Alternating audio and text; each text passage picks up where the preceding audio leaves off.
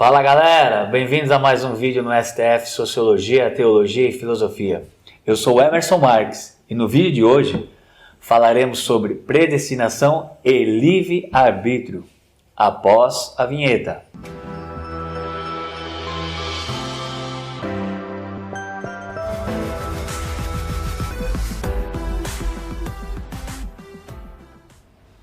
Bem, mas antes de nós começarmos, eu e o pastor Guilherme aqui, falar sobre predestinação e livre-arbítrio, se você não é inscrito no nosso canal, vai lá, se inscreve no nosso canal, dê aquela curtida, compartilhe com seus amigos e desde já queremos agradecer que nós já atingimos mais de 120 inscritos no nosso canal.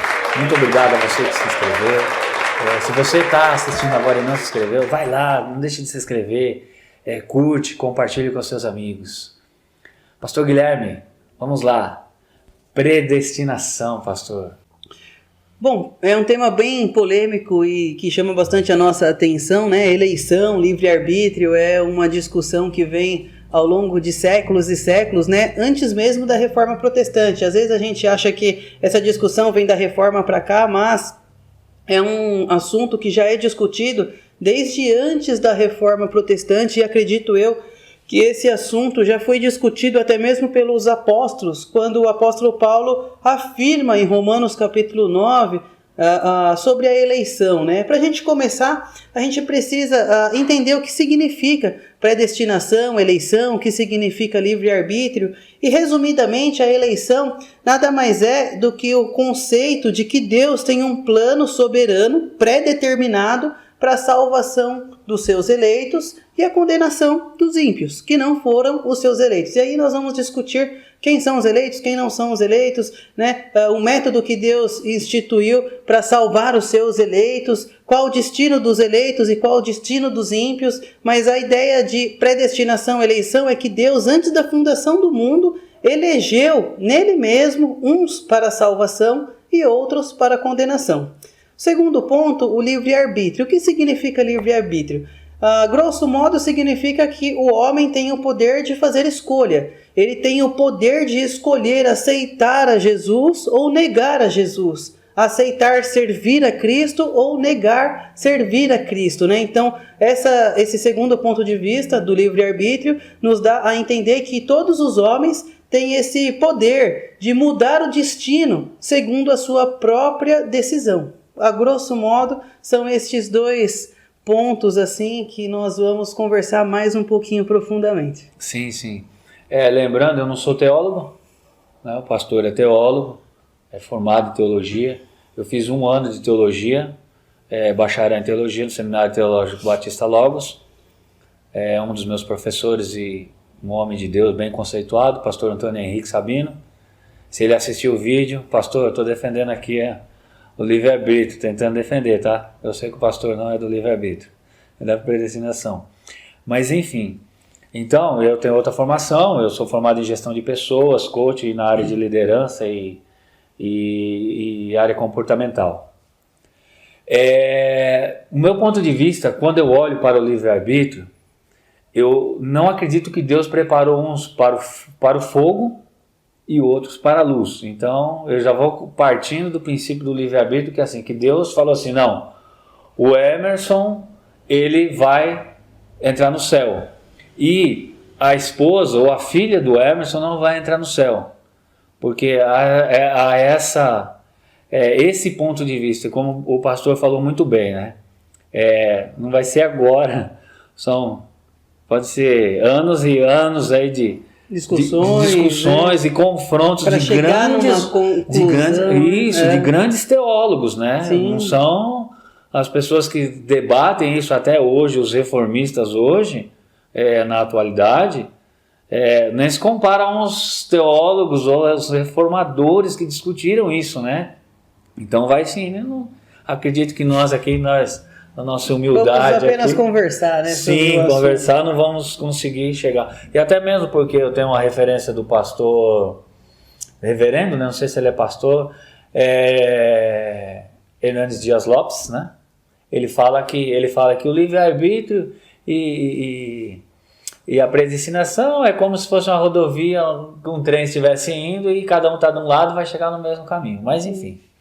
Então, eu parto do princípio que, como eu disse, não acredito que Deus preparou uns para o céu e outros para o inferno. Não acredito que Deus, na sua presciência, por exemplo, quando Ele entrega Cristo, eu já vou ali em Cristo, né? Quando Ele entrega Cristo para morrer por nós, Ele não é o direito de a escolha, mas assim, Ele mostra muito bem que quando Cristo fala aqui, quando Tomé fala para Ele ali, Senhor, qual que é o caminho que leva ao céu? Ele fala, eu sou o caminho, a verdade e a vida. Então Cristo mostra para os próprios discípulos que há mais de um caminho, que eu posso escolher. E a gente vai olhar para os 12 apóstolos. Por que Deus só escolheu 12? E por que dos 12 Deus tirou um? Deus tinha um plano de falar assim, não, eu vou queimar aquele ali, que no caso foi Judas, né? Aquele ali, ele vai morrer assim, ele vai se enforcar. Ó, eu escrevi um plano aqui, que Judas vai se enforcar, mas eles não foram escolhidos por Jesus? Veja bem, a questão de Judas, as profecias apontavam para ele, né, como o traidor. Então nele se cumpre as profecias que foram preditas pelos profetas antes mesmo do episódio acontecer. Então veja, se Deus não tem o domínio sobre as histórias e sobre as coisas que vão acontecer, como que ele sabia que Judas iria traí-lo? Como que Jesus, na sua presciência, ao olhar para Judas, fala, vai e faça logo o que veio fazer? Então veja que eu concordo com o irmão e respeito a posição do irmão sobre poder de escolha do homem, né? Eu não vejo que o homem hoje tenha livre arbítrio. Eu acredito que o homem tenha livre agência, mas eu acredito que o homem não tenha livre arbítrio pelo seguinte fato. Veja bem, negar a eleição, meu irmão, é negar claramente uma doutrina explícita nas Escrituras. Veja bem comigo Romanos, capítulo 9, verso 10. E o mais interessante é que o apóstolo Paulo está tratando desse assunto explicitamente. Quando o apóstolo fala sobre Rebeca e Isaac, que eles teriam um filho, e ainda não eram os gêmeos nascidos. Veja o verso 11 comigo. Os filhos de Isaac e Rebeca não eram nascidos, nem tinham praticado bem ou mal. Eles não tinham nem nascidos, nem praticado bem ou mal, para que o propósito de Deus quanto à eleição prevalecesse, não por obras, mas por aquele que o chama. Então veja que a eleição, isso é somente um dos textos que fala claramente sobre a eleição. O fato é que nós não conseguimos entender muito bem a eleição e muitas vezes questionamos a eleição de Deus. Mas negar a eleição e negar a predestinação é negar uma verdade que está explícita nas Escrituras. Porque a Escritura trata claramente sobre a eleição. Nós temos Romanos 8, 29 a 30, que fala também sobre a eleição. Veja, porquanto os que de antemão conheceu, também os predestinou para serem conformes à imagem do seu Filho. Deus nos escolheu e nos predestinou para sermos santos, conforme a imagem de Jesus, o nosso exemplo maior. Então, o fato é que Deus escolheu o seu povo, o povo que será salvo, o povo que será lavado e remido pelo sangue do Cordeiro, que é o povo que se chama igreja, para ser santo conforme Jesus Cristo é santo. Voltando aqui para Romanos 9, capítulo 9, verso 11, veja, não tenham os gêmeos nascidos, nem praticado bem ou mal, para que o propósito de Deus quanto à eleição prevalecesse, não por obras, mas por aquele que o chama. Já fora dito a ela, o mais velho servirá o mais moço. Veja como está escrito, amei a Jacó, porém me aborreci de Esaú. Como será que Deus pode amar Jacó e se aborrecer de Esaú, sendo que ambos não tinham nem nascido, nem praticado bem ou mal? Aí você pode me perguntar: que diremos, pois, a injustiça da parte de Deus em escolher Jacó e se aborrecer de Esaú? O apóstolo Paulo responde essa pergunta: de maneira nenhuma, de modo nenhum, a injustiça da parte de Deus. Veja o verso 15 comigo. Porque Deus diz a Moisés, veja que o apóstolo Paulo já está respondendo às indagações sobre a eleição com um exemplo do Antigo Testamento. Aí ele dá o exemplo de Moisés, pois ele diz a Moisés: terei misericórdia de quem me aprouver ter misericórdia, e compadecer-me-ei de quem me aprouver ter compaixão. Assim, pois, não depende de quem quer ou de quem corre, mas de usar Deus a sua misericórdia com quem quer. Porque a Escritura diz a Faraó: para isso mesmo te levantei, para mostrar em ti o meu poder, para que o meu nome seja anunciado por toda a terra. Logo, Deus tem misericórdia de quem quer, e também endurece quem lhe apraz.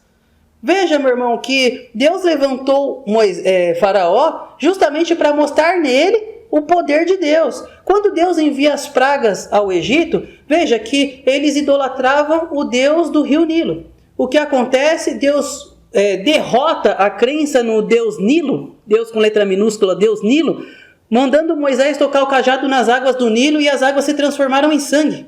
Eles idolatravam o Deus Sol. E o que acontece? Deus envia trevas, derrotando a crença no Deus Sol. E assim Deus vai abatendo Deus após deuses até chegar à 10ª praga. Com isso, o poder de Deus é manifesto e todos compreendem que o Senhor soberano e excelso e sublime é o Deus de Moisés, é o Deus dos israelitas. Então, o propósito da eleição é claramente aqui destacado nas Escrituras. Quando a gente olha para Atos 13:48, a gente vê o seguinte texto: e os gentios, ouvindo isso, alegravam-se e glorificavam a Deus pela palavra do Senhor. Veja essa parte C do verso. E creram todos quantos estavam eleitos para a vida eterna. Atos 13:48. Ou seja, Deus, ele não somente elege os que ele escolheu salvar, mas ele também escolhe o método pelo qual Deus vai salvar os seus eleitos. E esse método é o método da pregação. Veja bem, existe um eleito de Deus aí no mundão, afora, vivendo uma vida esplêndida e regaladamente. Mas chegou o tempo oportuno, preparado por Deus, para salvar aquela alma. Como sucederá a salvação daquele eleito? Deus vai enviar um membro seu, um povo seu, um servo seu, para pregar o Evangelho. Ao ouvir o Evangelho, ele será ferido pela palavra do Senhor, e então o Espírito Santo de Deus vai convencer o pecador do seu pecado, da justiça e do juízo. Então Deus não somente escolhe quem ele vai salvar, mas como Deus ele escolhe o método pelo qual ele vai salvar o pecador. E esse método é o método da pregação. E aí diz o apóstolo aos Romanos, capítulo 10, um pouquinho para frente, verso 17, que a fé vem pelo ouvir, e ouvir a palavra de Deus. Então os eleitos não sabem que são eleitos, até ouvir a palavra. E aí o eleito ouvindo a palavra, o seu coração vai arder no tempo oportuno, né? Porque muitas vezes escuta e nada acontece. Mas aí depois vem um pastor lá do Japão, prega e ele se converte. O que acontece? Que mistério é esse? Chegou o tempo oportuno de Deus salvar aquele eleito seu, segundo os seus propósitos, né? Como diz Efésios, capítulo 1, pelo beneplácito da sua vontade. E aí Deus, então, escolhe salvar e salva pelo método da pregação, né? Ele não somente escolhe o eleito, mas ele escolhe o método pelo qual o eleito vai ser salvo, que é o método da pregação. Como ouvirão se não há quem pregue? Então veja, a fé vem pelo ouvir, e ouvir a palavra do Senhor nosso Deus. A predestinação, ela é muito delicada. Eu vejo ela com olhares muito delicados dentro do que o pastor falou. Porque assim, eu trago não que uma responsabilidade para Deus no seguinte assim, ó. Então, quer dizer que aquelas pessoas, por mais que elas frequentem a igreja, elas podem ser diretamente preparadas para o lago que há de enxofre?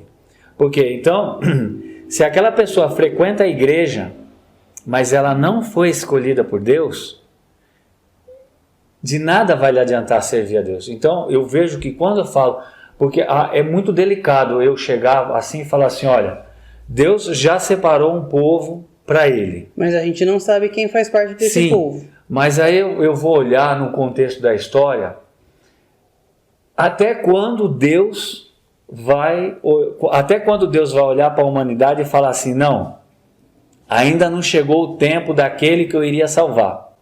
E nós temos um vídeo, nós vamos lançar um vídeo, nós estamos preparando, nós vamos lançar um vídeo, por exemplo, aqueles que não ouviram falar de Deus, não ouviram falar de Jesus, será que eles serão salvos? Mas isso é tema para um outro vídeo, para uma próxima oportunidade. Posso então, só fazer um parênteses, que tem um verso aqui sobre essa pergunta, só uma pincelada. É Colossenses 1:23. E se permaneceres na fé, alicerçados firmes, não vos deixando afastar da esperança do evangelho que ouviste e que foi pregado, veja bem, e que foi pregado a toda criatura debaixo do céu, do qual eu, Paulo, me tornei ministro. Na época de Paulo, o evangelho já tinha sido pregado. Sim, mas hoje, por exemplo, eu já ouvi relatos de pessoas, inclusive amigos meus, que se converteram por um folheto, não foi nem por uma pregação. Pela palavra, né? Não, pelo um folheto. Mas no folheto tinha a palavra, né? O folheto tinha a palavra. Ele pegou o folhetinho e tal, vamos para a igreja hoje. Foi para a igreja. Enfim. Então, eu acho que é muito perigoso eu chegar e falar assim, olha, Deus já escolheu pessoas e já tem pessoas que vão para o céu e tem pessoas que não vão para o céu.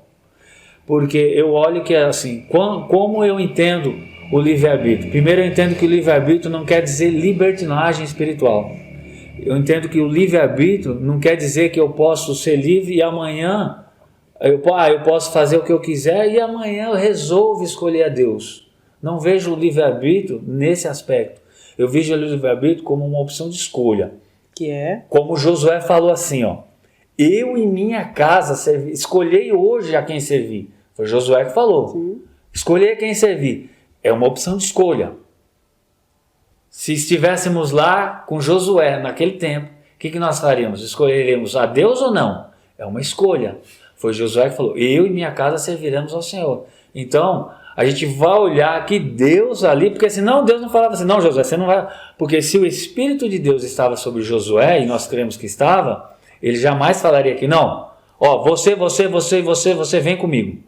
Não, ele chegou para o povo e falou assim, eu e minha casa vamos servir ao Senhor. Por que ele faz isso? Sim, não, mas assim...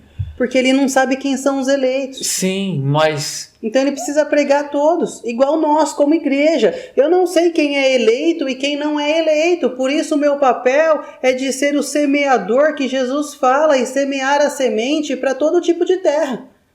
Eu não sei quem vai ser terra boa, terra fértil ou não, mas o meu papel é de semear o evangelho. Então eu vou semear o evangelho para todas as pessoas que estão debaixo do céu. E se ela for eleita, se ela for terra fértil, o próprio Senhor Jesus disse que existe pedregulhos, existe terras que são espinhos, existe terra fértil. Veja que existe vários tipos de solo que receberão a mensagem do evangelho. Alguns vão ouvir a mensagem do evangelho e já vão logo refutar a mensagem do evangelho, não querem nem saber, igual fizeram com Paulo em Atos dos Apóstolos 18, quando Paulo vai pregar o evangelho e os judeus, diz o texto, que blasfemavam da mensagem que Paulo pregava. Paulo fica injuriado e a partir de Atos 18 vai pregar para os gentios.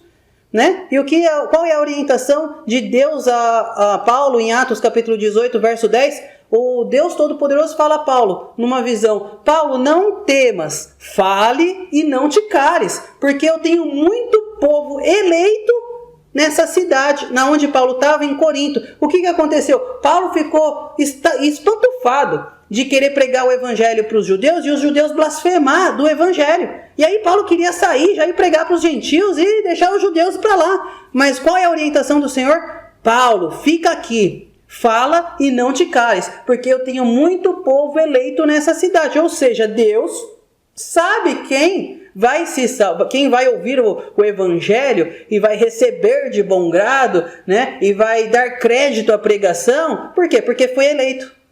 Porque foi justificado, né? Então, veja que só concluindo aqui, Deus sabe quem ele elegeu. E aí ele manda Paulo continuar mais um tempo em Corinto, e Paulo fica 1 ano e 6 meses em Corinto pregando o evangelho, e muitas pessoas se converteram. Mas o desejo de Paulo era já querer sair fora. Mas Paulo ouve a voz de Deus, fica em Corinto, e então testifica realmente que pela pregação do apóstolo Paulo, muitas outras pessoas, muitos outros eleitos que ainda não tinham escutado a mensagem de salvação, ou não tinha ali se convertido, né, entre aspas, porque não é a gente que se converte a Deus, é Deus que converte o nosso coração.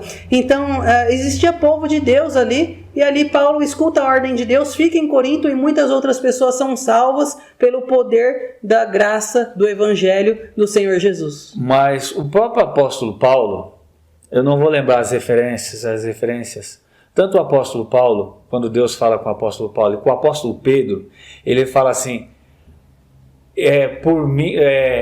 que todos sejam salvos. O desejo, né? O desejo é que todos sejam salvos. Quando ele fala que o desejo é que todos sejam salvos, não quer, Deus está falando. O meu desejo é que todos sejam salvos. É o desejo de Deus. Então Deus fala assim, não, peraí. Não é todos. É quem eu quero. Mas eu entendo. Mas assim, eu vou olhar, sim, mas eu não vou saber falar a palavra do grego, não vou lembrar do grego agora. Tem uma tradução do grego que vem para essa aí, que dá essa referência. Que o próprio Deus fala, o meu desejo é que todos se convertam. Que todos sejam salvos. Está escrito. Então não é só um grupo, não é só um grupo seleto. Por isso que eu falo, quando eu vou muito no sentido da predestinação, eu estou priorizando. Certo. Eu tô, por exemplo, falando assim, como lá na época da Igreja Católica. Quem é que são os santos, são os melhores? Os ricos, os nobres. Está distorcendo bem claramente. Sim, mas se eu olhar com esse tipo de visão, se eu chegar assim e falar, não, Deus já predestinou, então não adianta, eu já preguei para fulano, ele não se converte. Mas aí não tem tempo oportuno. Não, peraí, e se ele morreu? Eu preguei para ele teve a oportunidade de escolha. Ele não, é como, por exemplo, se eu vou ao mercado, eu tenho, vamos olhar para os 12 discípulos. Por que, por exemplo, Jesus escolheu 12? Será que as outras pessoas que estavam ali não poderiam ter sido discípulos? Ele simplesmente separou alguns para algumas funções, mas não excluiu os outros. Por exemplo, nós vamos ver os discípulos, após a morte de Jesus na sua ressurreição, que os discípulos, os 12, no caso os 11, né, eles estavam reunidos, e outros discípulos, nós vamos ver ali a partir de Lucas capítulo 24, se eu não me engano, que tinham outros discípulos, que quando os 2 discípulos estavam a caminho de Emaús, lá estava falando de 2 discípulos, então eles eram discípulos de Jesus também. Então quer dizer que Jesus escolheu 12, mas ele não fez acepção ou não fez com que os outros, não, vocês não são, fazem parte. Então, eu olho com a predestinação, é muito perigoso, como eu disse. Eu entendo o livre-arbítrio não como libertinagem, é um livre-arbítrio, eu escolhi servir a Deus, porque aquele que se arregimentou, quando você vai para o exército, o que você faz? Aquele que se arregimentou, não olhe para trás. Aquele que se arregimentou, sirva. Não lembro se é Romanos, não vou lembrar o versículo. Lucas 9:58 fala que o Senhor fala assim, aquele que lança a mão do arado e olha para trás não é digno do meu reino. Sim. Né? Agora, daquele que se arregimentou, acho que se eu não me engano é Romanos. Mas eu não vou lembrar o versículo. Mas enfim. E aí eu vou entender, por exemplo, lá em próprio Romanos, quando Deus fala assim, e os lançou à própria sorte, né? Que às vezes a gente fica vendo assim, Deus os lançou à própria sorte. Ou seja, Deus deu a oportunidade deles escolherem ou não. O próprio livro de Romanos ele traz essa referência. O irmão falou assim, né? O desejo de Deus é que todos sejam salvos. Sim. Né? Tá escrito, não tem como refutarmos Sim. isso. Mas quando a gente estuda o texto e a ideia que... Porque assim, para a gente entender o texto, a gente precisa entender a ideia que o autor quis expressar sobre aquele texto. Então veja comigo, quando a Bíblia fala que Deus, eu vou fazer um paralelo e depois voltar nessa questão para a gente entender mais claramente. Quando a Bíblia fala que Deus se arrependeu de ter criado o homem, eu pergunto para você, Deus se arrependeu? Deus foi pego de surpresa? Deus não sabia que o homem ia cair? Deus não se arrepende. Deus é imutável. Diz o profeta Malaquias 3:6 que Deus é imutável. E a imutabilidade de Deus é evidenciada em toda a Escritura. Então Deus não se arrepende. Mas por que a Bíblia fala que Deus se arrependeu? Porque a Bíblia fala que o desejo de Deus é que todos sejam salvos, mas a própria Bíblia diz que alguns serão condenados. Como o tal rico lá em Lucas 16:19-31. Está condenado, está lá no lugar de tormento eterno. Ou seja, Deus quer salvar a todos, mas não pode salvar a todos. Então significa que Deus não é todo poderoso. Temos um grande problema para responder aqui então. O que significa, meu irmão? Na teologia existe um termo que se chama antropopatia. Antropopatia é atribuir sentimentos do homem a Deus, porque ali a Bíblia foi escrita na linguagem humana, para a gente compreender a revelação de Deus. Né? Então veja, quando a Bíblia fala que Deus se arrependeu, está atribuindo um sentimento do homem a Deus, para a gente conseguir entender o sentido do texto de Gênesis, quando diz que Deus se arrependeu. Deus não se arrepende. E a Bíblia também não é contraditória. Então a gente consegue entender que ela está apenas atribuindo um sentimento de homem a Deus para a gente conseguir compreender a ideia do texto, a ideia do autor que se chama Moisés, que escreveu Gênesis. Quando a gente olha para o Novo Testamento e vê que o apóstolo escreve que o desejo de Deus é que todos se arrependam, ele também está ali generalizando ali para que a gente possa entender que o nosso Deus é um Deus bondoso, benigno. Ele está ali atribuindo essa ideia ao texto, mas isso não significa que Deus não é poderoso para não conseguir salvar a todos. Não é isso. Não é isso que significa. Então, quando a gente não compreende o texto na sua essência, a gente cai no erro de não entender a ideia qual o autor quis dizer ao redigir o texto, entende? Então, para resolver esse problema aí, antropopatia. A própria teologia explica esses termos para a gente conseguir entender com mais clareza as Sagradas Escrituras. Por exemplo, não podemos de maneira nenhuma refutar a eleição, a predestinação, pelo texto que temos aqui em 1 Pedro capítulo 1, verso 1 e 2. Veja, Pedro, apóstolo de Jesus Cristo, aos peregrinos da dispersão no Ponto, Galácia, Capadócia, Ásia e Bitínia, eleitos, segundo a presciência de Deus Pai, em santificação do Espírito, para a obediência e a aspersão do sangue de Jesus Cristo. Graça e paz vos sejam multiplicadas. Veja bem, esse problema, para a gente conseguir entender um pouquinho mais claro, Deus elegeu uns para a salvação. Isso é fato. Está escrito aqui, a gente tem várias referências aqui que eu deixei separado, porque a Bíblia mostra isso. E se eu não creio na eleição, eu não estou crendo numa verdade explícita nas Escrituras. Eu estou querendo deixar de lado essa doutrina, que se chama doutrina da eleição, para querer colocar a Bíblia segundo o meu próprio conceito. E a Bíblia vai nos confrontar. A Bíblia vai nos confrontar. Então, acho que a gente precisa estar com o coração aberto para conseguir entender aqui a eleição e a predestinação que está clara e evidente nas Escrituras. Vários textos aqui mostram que Deus escolheu uns para a salvação, outros para a condenação. Agora veja comigo, nós não sabemos quem são os eleitos. Nós não conseguimos identificar quem vai ser salvo e quem não vai ser salvo. Agora veja bem, o que Jesus disse sobre a árvore, sobre os frutos. Quer conhecer a árvore? Veja os seus frutos. O que o Paulo diz lá aos Gálatas, capítulo 5, verso 22, que o fruto do Espírito é amor, gozo, paz, longanimidade, benignidade, domínio próprio, misericórdia. Então veja, que o eleito de Deus, ele não pode falar assim, se eu sou eleito de Deus, eu creio no Senhor Jesus Cristo, eu posso sair, posso pecar, posso transgredir, posso adulterar, posso mentir, posso roubar, posso fazer o que eu quiser, porque eu sou eleito.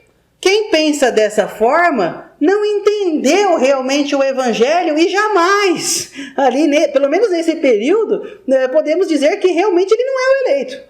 Porque ele não está mostrando fruto de uma pessoa que realmente entendeu o Evangelho. Porque ali quem realmente entendeu o Evangelho vai viver na prática da santificação, do domínio próprio, da misericórdia, do amor. Ele vai exercitar o exercício da piedade no seu coração e então vai desenvolver uma vida que louve a Deus, que engrandeça o nome do Senhor. Então quem pensa assim, eu vou sair e vou pecar porque eu sou eleito, está completamente equivocado, né? Porque o eleito ele evidencia os frutos do Espírito. Ele evidencia os frutos daquele que o elegeu. Então a grande evidência de que você é um eleito de Deus e foi destinado à salvação eterna é a santificação, é o amor às Escrituras, é o amor à oração. E aí você vai desenvolvendo a sua salvação que Deus te deu pela graça, igual Filipenses 2,12, desenvolvendo a salvação que Cristo vos concedeu. Veja que precisamos exercitar esses frutos. Não é porque eu sou eleito, vou ficar dormindo e esperar Jesus voltar. Não é isso. Né? Então, ele desenvolve ali os frutos e procura a todo custo, em cada respirar, engrandecer o nome do seu Senhor que o elegeu. Mas isso aí também, dentro do que o pastor falou, não vai fugir de quem está dentro do livre-arbítrio. Porque quem está dentro do livre-arbítrio e resolveu escolher, e resolveu servir a Deus, é o que eu estou falando, eu não posso confundir o livre-arbítrio com libertinagem. Não, eu tenho livre-arbítrio, eu escolho a Deus a hora que eu quero, eu vou a hora que eu quero. Não é a libertinagem espiritual. Porque o cara que resolveu, tomou a decisão com o lado de Deus, ele tem que fazer as mesmas coisas. Ele não vai deixar de fazer as mesmas coisas. Na verdade, ele tem que fazer. Porque Jesus falou, sede santo, porque aquele que vos chamou é santo. Pedro. Como eu falei sobre aquele que se arregimentou, aquele que se alistou, aquele que escolheu servir a Deus, tomou uma decisão. O problema é que assim, a gente tá colocando o livre-arbítrio como uma libertinagem. Não é. Entendeu? Então... É que eu não consigo enxergar, por exemplo, assim, o homem. Eu olho para o homem. Sim, né? Eu não consigo enxergar o pecado, o coração corrompido do homem, podendo escolher a Deus. Não, mas assim, eu vejo, por exemplo, quando as cartas que cada discípulo escreveu, ele fala assim, aos eleitos da igreja de Coríntios, aos eleitos lá na Capadócia, aos eleitos... Eu sou da época que a gente escrevia carta para a família. Né? Colocava a data, tudo bem, tudo bem. Então, eu estou me referindo a alguém, a um determinado grupo, a uma determinada pessoa. Eu estou fazendo menção àquelas pessoas. Eu não estou fazendo um apanhado geral. Quando eu olho para as cartas e falo assim, quando eles escrevem para as cartas, vou escrever aos Coríntios, aqui é o Corintianada, ou aqui a igreja da Galácia, ou aqui a igreja de Éfeso, ou aqui a igreja tal. Então, para que eu fale com a determinada igreja, eu preciso me referir a determinadas pessoas. Mas e por que Paulo está falando ali em Romanos capítulo 9? Ele está tratando sobre a eleição, falando que Deus se alegrou de Jacó, se aborreceu de Esaú antes mesmo dele terem nascido, para que a eleição de Deus ficasse evidenciada através desse episódio. Ele não está se referindo à igreja. Ele está mandando uma carta para a igreja, tratando do assunto da predestinação com clareza. O que eu não consigo entender, meu irmão, até gostaria que o irmão me explicasse, se o irmão pudesse, é o seguinte: como que o homem caído no pecado, como que o homem que estava morto no seu delito e pecado, porque diz o texto o seguinte, ele vos deu vida, estando vós mortos nos vossos delitos e pecados, Efésios 2:1. Eu pergunto para o irmão, como que um morto pode fazer escolha? Como que alguém que está morto no delito, porque assim, a salvação, ela não é comparada a alguém que está se afogando no alto mar, alguém joga uma boia e aí a pessoa se salva. A salvação aqui de Efésios 2:1, ela se compara a alguém que está morto lá no fundo do oceano. E aí Deus, pelo dedo poderoso, toca o morto e traz de volta a vida. É a ressurreição da alma. Sim. Então, assim, o morto, ele não tem a capacidade de escolher servir a Deus ou não servir a Deus. Ele não tem essa capacidade porque está morto. Aí entra o texto de João capítulo 15, verso 16. Diz assim: não fostes vós que escolhestes a mim, mas eu vos escolhi a vós outros, para que vocês vá e dê bons frutos, e que esse fruto permaneça, a fim de tudo quanto pedirdes em meu nome, eu vou-lo conceda. Veja que magnífico, não foi você que escolheu a mim, mas eu vos escolhi a vós outros, para que você vá em meu nome, Jesus falando, para que você vá e produza frutos para a minha glória, e que esse fruto permaneça, a fim de tudo quanto vocês como igreja, como eleito, pedir em meu nome, eu vou-lo conceda, por amor, por carinho. Mas a frase A é magnífica: não fostes vós que escolhestes a mim, mas eu vos escolhi a vós outros. É magnífico, meu irmão. Isso traz um conforto, um refrigério para a nossa alma, porque Deus, Ele nos dá essa segurança. Ele não somente nos dá a salvação, mas como assegura a nossa salvação, né? A parábola do bom pastor. Ninguém pode tirar nós que somos ovelhas eleitas das mãos do Senhor, de modo que o ladrão e salteador pode nos arrancar das mãos dele. Isso nos dá segurança eterna, segurança infindável, alegria no coração que não se pode medir. Nós já vamos, assim, caminhando para a parte final. Mas assim, eu quero só concluir. Eu pego duas pessoas que são de Deus. Duas pessoas que são de Deus. Que evidenciam frutos do Espírito. Sim, as duas são, vamos supor que as duas batedor de carteira de igreja, Bíblia debaixo do braço, mas enfim. Né? Mas são duas pessoas temente a Deus. Duas. Independente da posição teológica. Uma precisa ganhar. Quem ganha? Ganhar o quê? Votou num campeonato. Campeonato de jiu-jitsu. Campeonato de jiu-jitsu. Eu tenho lá de um lado, do outro lado, dois servos de Deus. Estão ali no campeonato, não tem nada de pecado. Vão disputar vão disputar. Um ganha, um perde. Aí um ganha, um perde. Tá. Os dois são eleitos. Deus vai dar prioridade para quem? Os dois são eleitos, você respondeu. Não, os dois são eleitos. E Deus vai dar prioridade. Um vai ter que ganhar. Quem que vai ganhar? Mas ganhar o quê? O céu? Não, ganhar a luta. Vamos supor uma luta, um campeonato. Não, mas isso daí foge completamente do parâmetro soteriológico. Sim, aí Deus não entra não entra na jogada. Sabe quem vai ganhar? Quem treinou mais, quem fez mais. Com certeza. Então, mas assim, é um tema longo. Nós queremos agradecer a você que está nos acompanhando. Depois a gente volta na parte 2. Primeira. Só uma pincelada. Uma pincelada. Mas vai lá. Mas os irmãos perceberam aí que ele falou: os dois são eleitos. Então eu acho que. Sim. Se os dois são eleitos por Deus, se os dois são eleitos. É aí que tá eleição, começou, pronto. Se legal. Os dois são eleitos, por que Deus escolheria um e deixaria o outro? Então, no caso de Esaú e Jacó, não. É isso aí, galera. Esaú e Jacó tá lá. João, como é que você pode amar alguém que você não viu? Mas enfim, galera, muito obrigado por ter assistido nosso vídeo. Você não deixe de se inscrever, curte, compartilhe, porque o conhecimento te liberta.